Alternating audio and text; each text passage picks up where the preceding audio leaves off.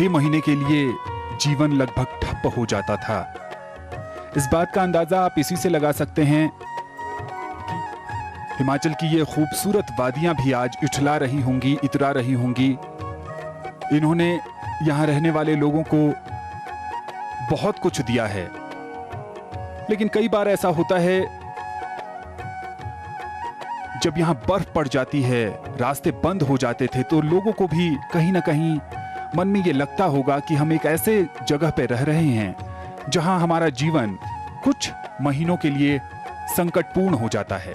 लेकिन अब वो स्थिति नहीं होगी और यही काम सरकार का होता है कि जहां भी अव्यवस्था हो, जहां कोई परेशानी हो, दिक्कत हो, वहां रहने वाले लोगों को सुविधा प्रदान की जाए। और पूर्व प्रधानमंत्री भारत रत्न अटल बिहारी वाजपेयी ने जो समस्याएं मनाली आने जाने के दौरान देखी थी, उसी को दूर करने के लिए उन्होंने ये संकल्प लिया था और आज वो संकल्प से सिद्धि का अवसर है।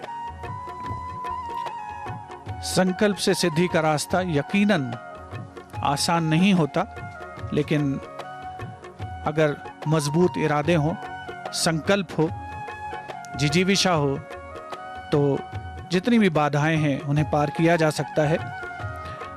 हिमाचल प्रदेश में खासतौर पर कुल्लू का जो दशहरा है वो सारी दुनिया में विख्यात है और देश विदेश से लोग यहाँ पर इस दशहरे के अवलोकन के लिए आते हैं। लेकिन जब इस टनल का निर्माण नहीं हुआ था तो लाहौल स्पीति के बर्फ भरे इलाकों में रहने वाले जो निवासी थे वो जाते ज़रूर थे कुल्लू मनाली के दशहरे के दर्शन के लिए, लेकिन उनके लिए वापस आना बड़ा मुश्किल हो जाता था क्योंकि भारी बर्फबारी और उसकी वजह से मार्ग का अवरुद्ध होना रोहतांग पास पर यह एक सामान्य सी बात थी।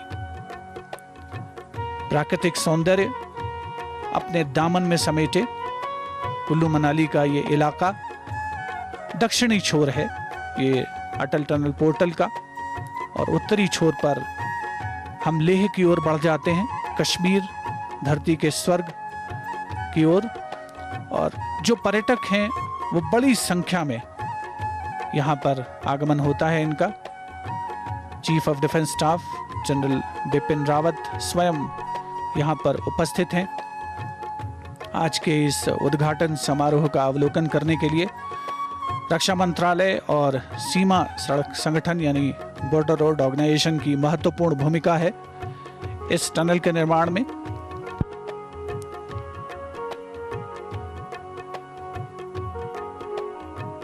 सैरी नाला, जिसका जिक्र हम पहले कर चुके हैं, एक बहुत बड़ी समस्या थी, उसका तेज रफ्तार से बहता पानी। इसके अलावा जो उत्तरी और दक्षिणी छोर पर जो चट्टानें हैं वो भूगर्भीय लिहाज से देखा जाए, जियोलॉजिकल एस्पेक्ट से तो काफ़ी कमज़ोर मानी जा रही थी और इसलिए उच्च तकनीक का इस्तेमाल करके उन्हें रोका गया।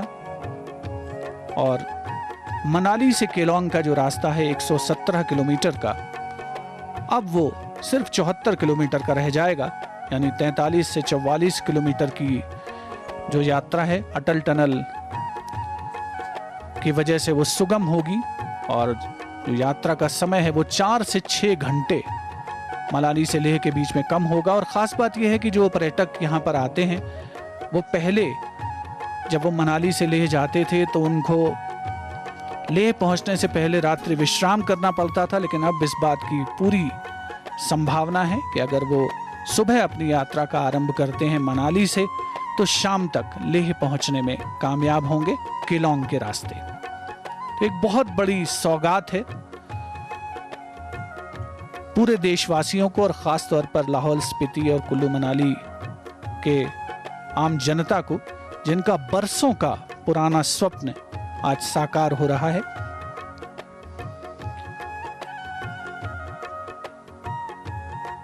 देश के पूर्व प्रधानमंत्री भारत रत्न स्वर्गीय अटल बिहारी वाजपेयी के मित्र अर्जुन गोपाल, जो ताशी दावा के नाम से मशहूर थे, उनकी महत्वपूर्ण भूमिका रही इस अटल टनल को मूर्त रूप देने के लिए।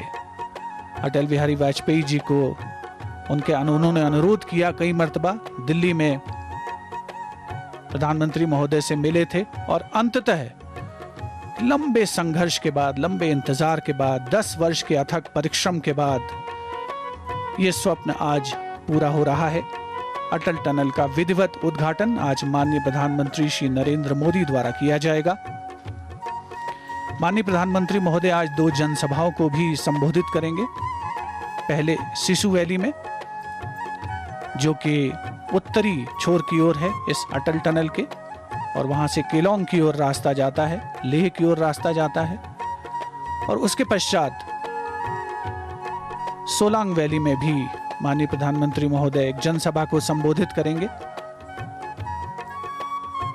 एक बहुत ही खास अवसर आज पूरे देश के नागरिकों के लिए और खास तौर पर इस इलाके के रहने वालों के लिए। माननीय प्रधानमंत्री महोदय का आगमन कुछ ही क्षणों के उपरांत होने वाला है इस मुख्य समारोह स्थल पर।